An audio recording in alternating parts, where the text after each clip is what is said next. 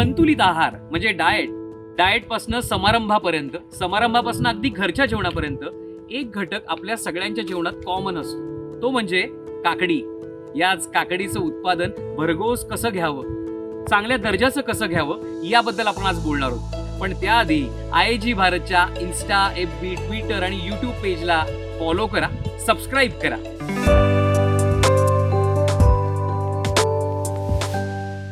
IIG भारतच्या शेतकरी कट्ट्यावर तुम्हा सगळ्यांचं मनापासून स्वागत. काकडीचं उत्पादन भरघोस घ्यायचं असेल, काकडीचं फळ मोठं आणि टिकाऊ व्हावं यासाठी काय करायचं हे आपण ऐकणार आहोत. तर काकडीचं उत्पादन आपण जिथे घेतो त्याच्या चारही बाजूनी इन्सेक्ट नेट म्हणजे मच्छरदाणी अशा टाईपची जाळी आपल्याला चारही बाजूनी लावायची. त्यामुळे काय होतं, आत्ताच्या हिवाळ्याच्या काळामध्ये पांढऱ्या माशा, हिरवे तुडतुडे हे येतात आणि आपल्या काकडीच्या फळावर अटॅक करतात. तर इन्सेक्ट नेट जेव्हा आपण लावलेलं असू तेव्हा ते आत घुसणार नाही.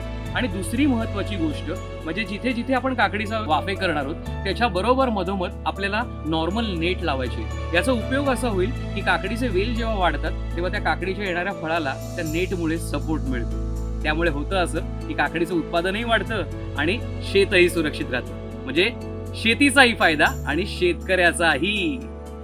काय मंडळी, कशी वाटली आजची टीप?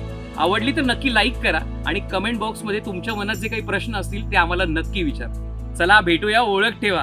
आणि जायच्या आधी तुमच्या लांबच्या जवळच्या सगळ्या शेतकरी मित्र मंडळींना हा कट्टा पाठवायला विसरू नका. भेटूयात मग. चांग भलं.